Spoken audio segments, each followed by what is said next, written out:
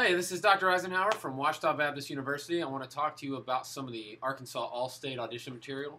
First, we'll discuss the Rochut transcriptions of Marco Bordoni's Vocalises. This is my old copy of that book that I've duct taped together. It's a great book.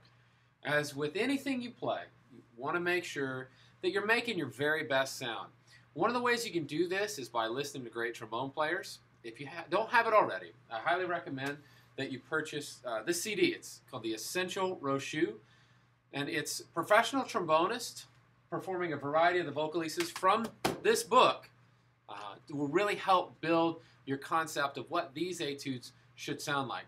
You're also going to make sure you have a great warm-up routine that focuses on lip slurs in every register, articulation exercises, and that you really know your scales, can play all of these things with a great sound. If you have any questions about what a good warm-up routine is and what you should sound like when you're playing lip slurs, I would encourage you to email me. I'd be happy to discuss this with you, but I also strongly encourage you to find a teacher near you that you can study with privately on a regular basis. Now, that doesn't mean just a few lessons before the audition, but to really meet with regularly. Just being able to play the etudes is not enough to do well in an honor band audition. The students who consistently do well are the ones that sound great when they play the etudes, and that's what you want to be. If there isn't a teacher near you, or you just like to take a lesson from me, I'm always happy to give a free lesson to any student who comes to visit Ouachita's campus and see what makes this place so special. So one specific fundamental element to being successful with any Rochut etude is a smooth slur. Now, to do this, you're going to want to make sure you're blowing through each and every note, gluing the entire melodic line together with your air. To practice this, you can work on a couple of things. One is buzzing the melody on your mouthpiece.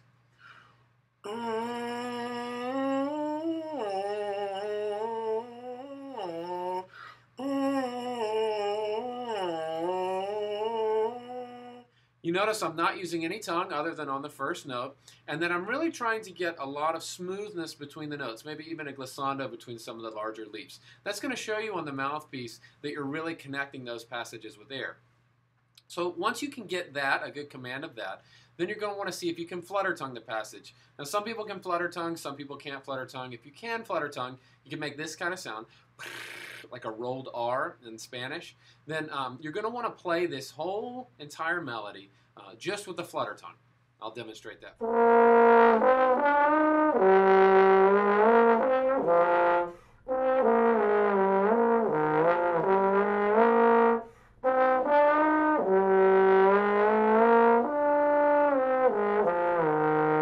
Flutter tongue through the entire etude.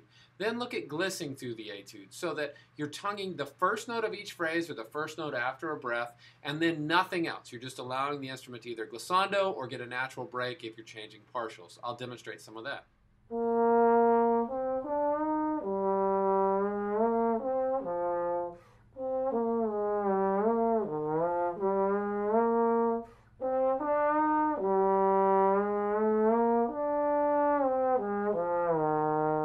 These exercises up to this point have been building your ability to use the air seamlessly. Now you have the foundation for a great slur.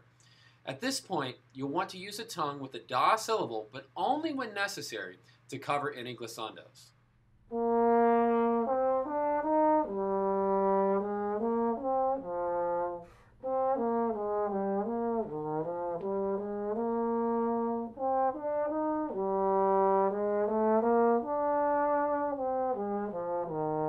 Once you've got the slur really working for you, you want to remember that a great sound is characterized by great intonation. So no matter what you're playing, you want to make sure it's in tune.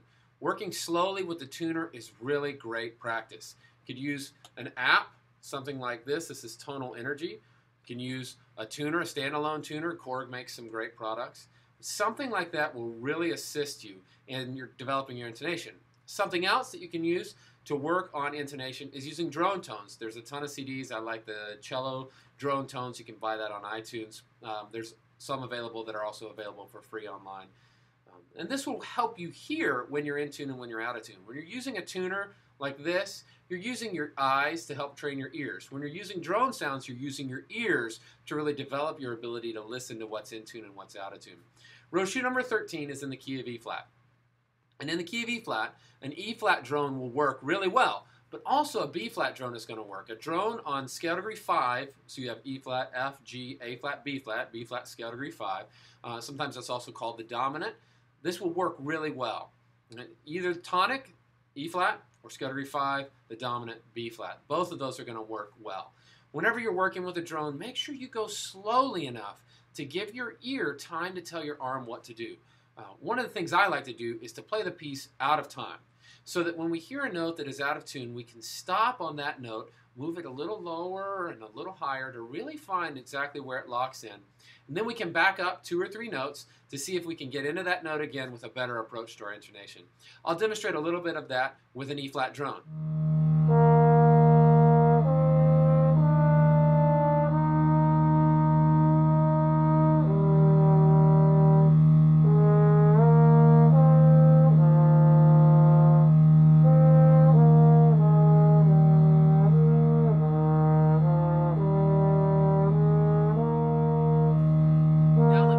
A little bit of the same thing, but with a B flat drone.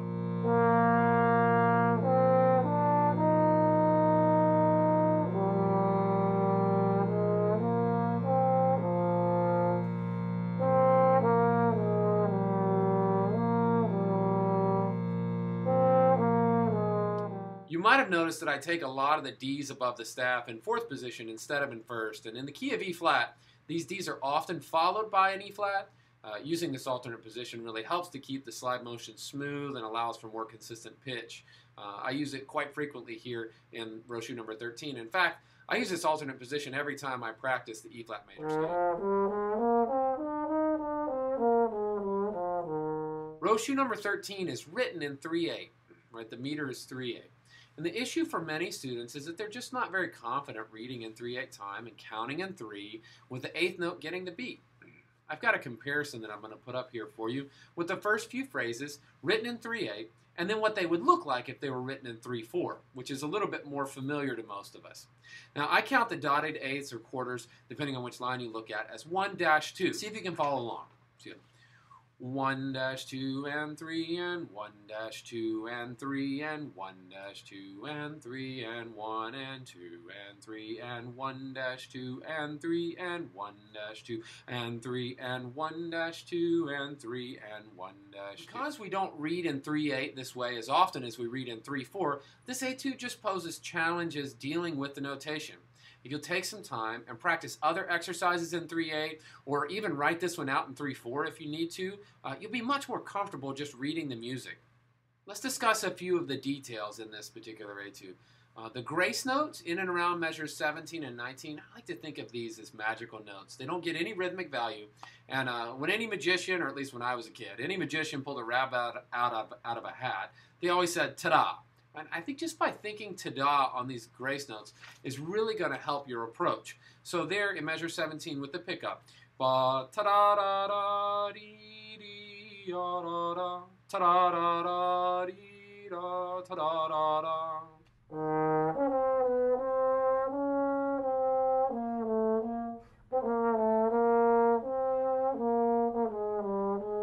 Now in measure 21, you have a long-ranging slur from C in the staff up to an A flat above the staff. If the only time you practice this kind of thing is when you play this measure, again, it's always going to be challenging for you. But if you do something like what I call a 7-note lip slur as part of your warm-up routine, you'll be building the skills to play this measure every day. And to build even more comfort with this kind of passage, I recommend just do the slur in every position. Anytime you're doing a range stretching slur going up high, start in 6th or 7th position and work your way up.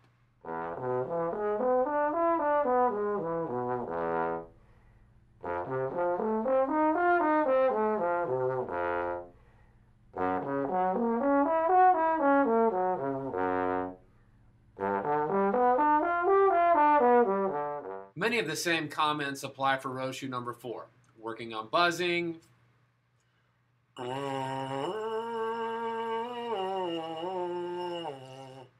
flutter tonguing,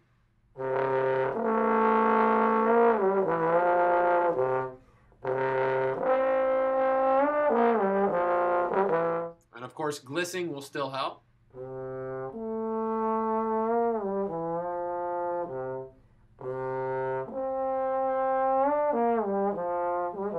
Ta-da on the grace notes. Ta-dee-da, ta-da-da-da-dee.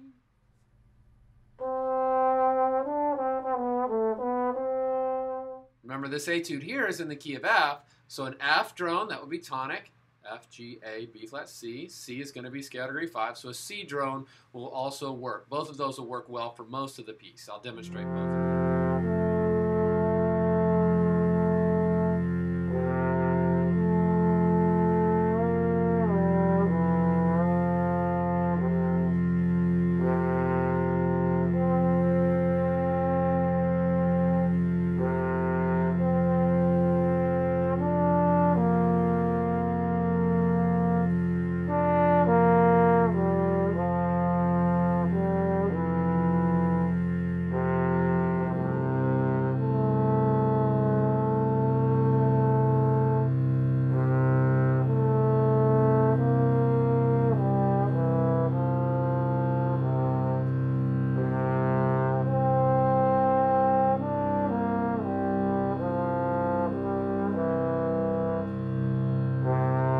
More specifically to this particular etude, there are a lot of occurrences where a dotted 8/16 follows a triplet figure.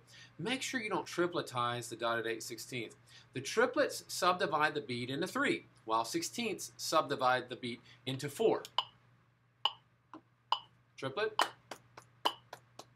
versus 16th. Just being able to clap or tongue these back to back,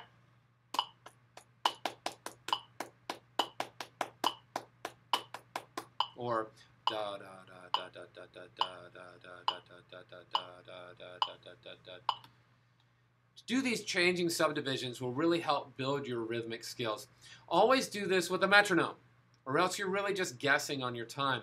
If you can play this one rhythm correctly with a great sound, I would estimate you'll be putting yourself in the top 5% of all players at the audition. To work on this in context, I recommend tonguing the subdivisions, and again, I'll demonstrate in measures 4 and 5, and again in measures 8 and 9.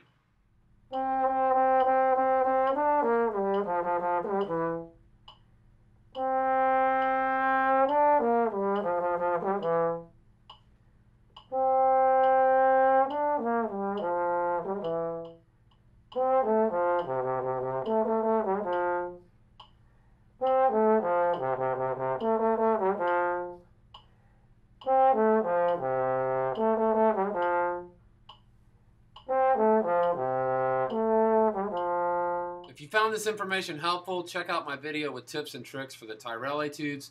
I've also got recordings of all these etudes, and I'm happy to answer any questions via email. We'd love for you to come visit our campus and see all the wonderful things happening at Rochut. Thanks so much for listening.